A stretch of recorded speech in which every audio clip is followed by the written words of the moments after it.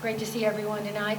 My name is Julie Norman, and I had been tracking this EIS kind of sporadically over the last few years. And, you know, it's gone on for so long, it's been kind of hard to keep track of what all has been happening. But then a couple weeks ago, I got an invitation to videotape a panel of scientists. 3 of them had been involved in analyzing this area as part of their jobs a few years ago, back when the Mount.Ashland Association hired them to give them an analysis of this area when they were trying to design the ski area. So now, lo and behold, these 3 gentlemen came together to give a presentation to help us find out about some new maps that have become available from the state of Oregon. And so I was so struck by what they presented that day that I have been just trying to support them to get this information out, and they generously shared the map images with me, and I was able to get their permission to share them with you tonight.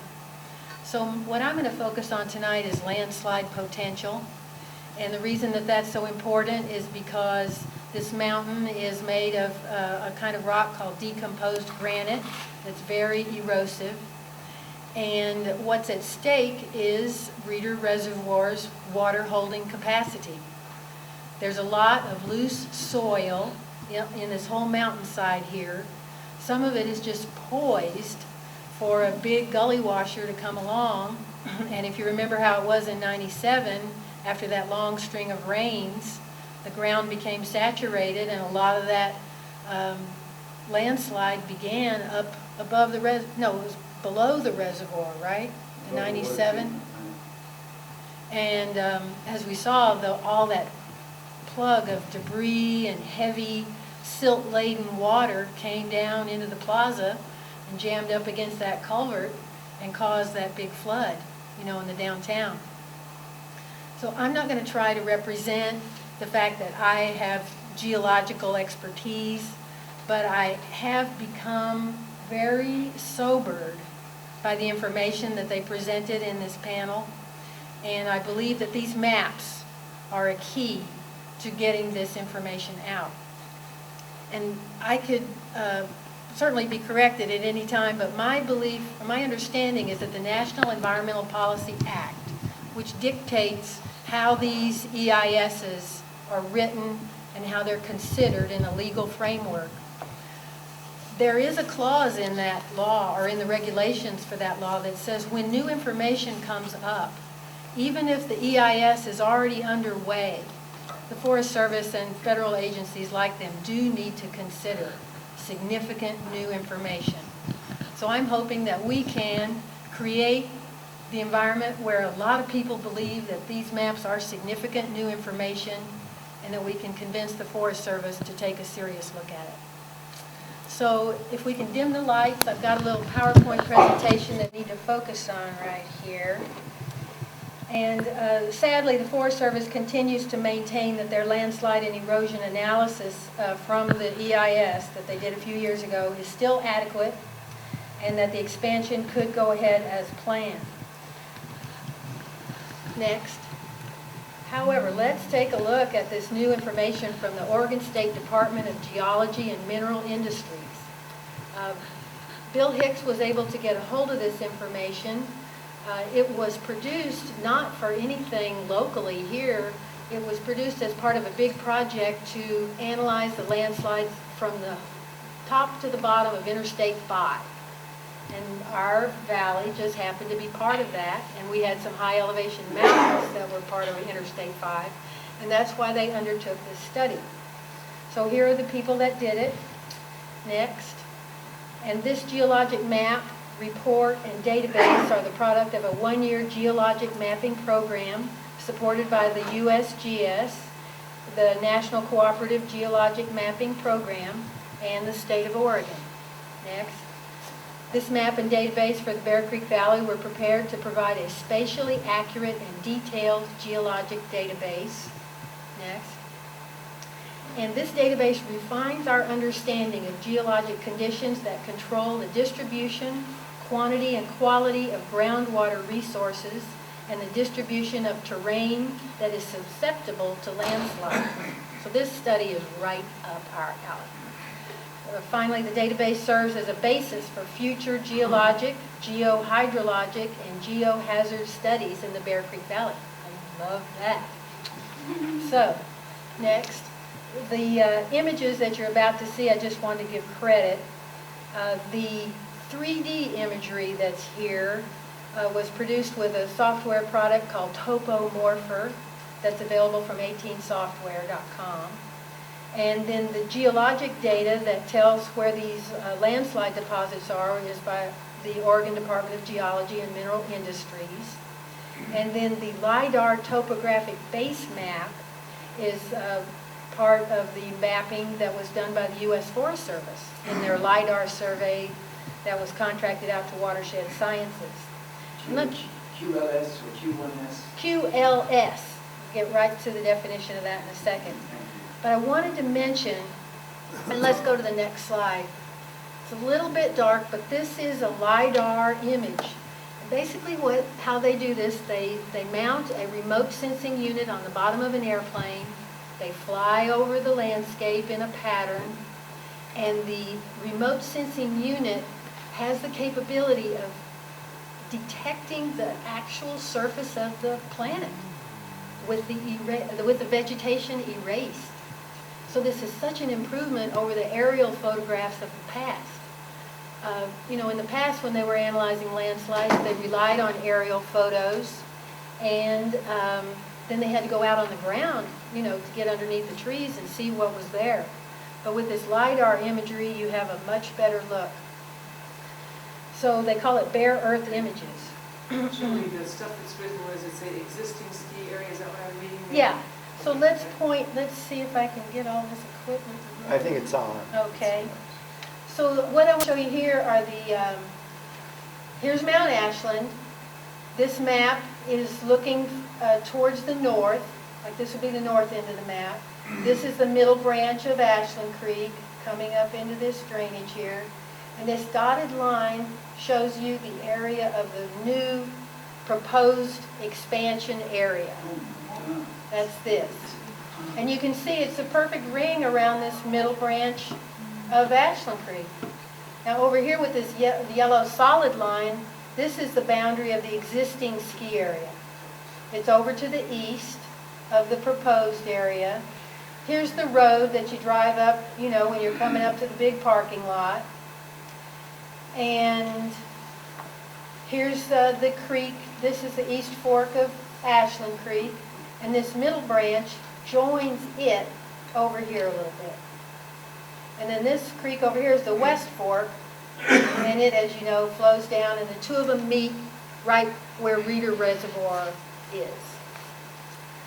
So, one thing I wanted to point out, in the existing area, I know it's hard to see because it's kind of dark, but this is relatively similar ground.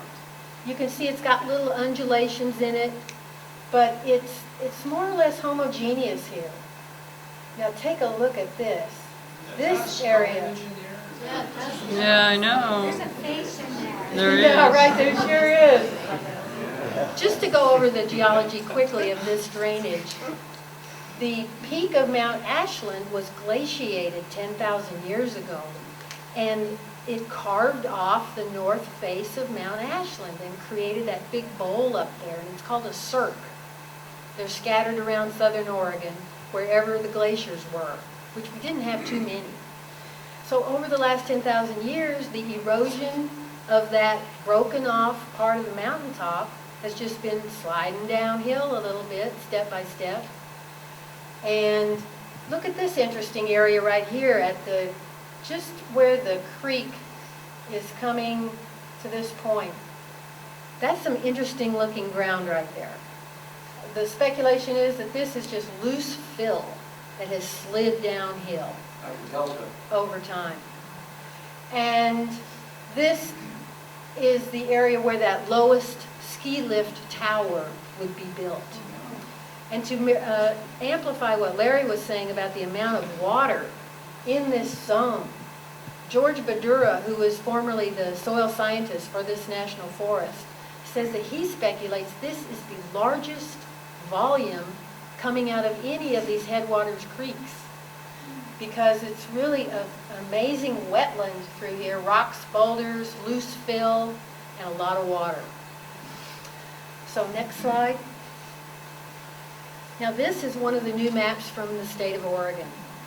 They got those LiDAR images like we were just looking at, and then they went about classifying some of the areas. I haven't seen the whole book yet, but this is the top of Mount Ashland, and this QLS stands for the words Quaternary Landslide Deposits. And next, this is the definition. Irregular bodies, chaotically mixed rocks, soil, colluvium deposited by landslides. Triggering mechanisms for landslides include intense rainfall, earthquakes, devegetation, remember that? Excavation, like ski towers, loading and loss of root strength, especially after fires. Many larger landslides have probably been intermittently active over hundreds of thousands of years, and all areas of existing landslide deposits should be considered at risk for further slope movement. So, next. So here we've got a little, this is kind of a combination of the maps that you've seen so far. Again, this is the existing ski area runs over here on the east. Then this is the proposal for the expanded runs. And I believe this is also part of the expansion. And then this is a new ski lift that would have a new tower up here and a new tower down here. And then what's interesting is in yellow, this is that landslide zone that the state mapped. So you can see that we have a lot of overlap between the proposed development and this landslide zone just mapped by the state. So, that is our story. And next, what I believe is important is for us to approach the Forest Service and our friends and officials with the city, our congressmen, anybody who can get to listen, and emphasize the significance of this new information. Scott Conroy is the supervisor in charge of the decision-making on this, along with his boss up in Portland. And if you'd like to write a letter to him, this information is here. And now I'd like to close just summarizing very quickly the reasons that this really matters. One, there's this erosive, loose fill that's been eroding over thousands of years. It's poised to come down our drainage. And as you've seen, it's a no-brainer to take a better look at it with these new maps. Sewage disposal is a big concern of the geologists. The toilets at the new ski lift down at the very bottom, and the new toilets up at that lodge up at the top, the sewage is going to get piped to the existing sewage treatment plant. And the geologists are very concerned about the maintenance of that and the vulnerability of those systems, because there's a 600-foot elevation distance for both of those piping systems. The third, they're concerned about road construction issues. The erosion over time is serious. The expense of maintaining those roads is very high. They're considering outsloping the roads right now, and the geologists are very concerned that that's just going to cause a lot more erosion. Finally, they're concerned about the existing sewage treatment plant and the fact that it seems to be positioned over a fault, and that pouring all this sewage into that treatment plant, it does not make sense. So I'll stop now. Thank you for your time. Sweetly and poetically, I want to ask, sewage, E. coli, the new lodge, Julie, if you want to say anything else about that, or just that's the one thing that sticks with me, the idea of pipes carrying human effluvia and waste. through the central catchment area where most of our drinking water is held.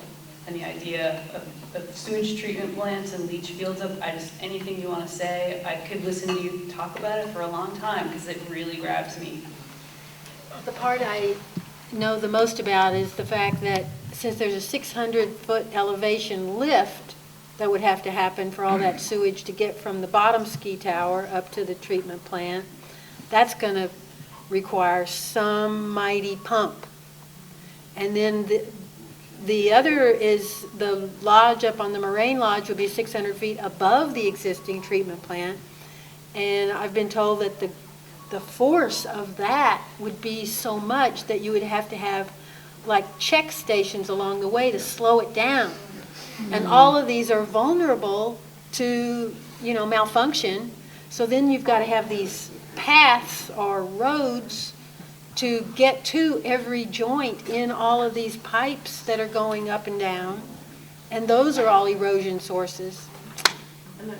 It's bad. And they have to be heated. The whole wastewater treatment plant has been a really controversial issue over the years. They had one before. It was always said that they would not allow a wastewater treatment leach field in the Ashland Creek watershed. Suddenly, when this expansion proposal came up, they pushed forward quickly through a categorical exclusion, which is the lowest form of m.a.a. analysis, this wastewater treatment plant. The Sierra Club sued over it, lost. And then after that, and one of the reasons they lost was because they said that they placed such strict conditions on the effluent discharge. And they set really strict nitrogen levels that they were allowed in their effluent discharge. And the mt.ashland Association violated it 3 years in a row, which would have triggered the removal of their permit for discharge through the DEQ. What the DEQ did was they came in and removed the nitrogen standard altogether. So now there's no upper limit of nitrogen discharge that's allowed. So that they could Nitrogen continue. is what causes dead water, right? That's the definition of dead water? Yeah, algae growth, it's a necessary nutrient for plants. The E. coli and the human waste causes a lot of nitrogen in the water. Right, If it right, gets in it. yeah, exactly. It's like you do with your garden, you use manure as compost because it's high nitrogen. And that's the same thing, and then it stimulates plant growth. All right, so we've got plenty of actions coming up. Stay involved. Thanks. Thank you.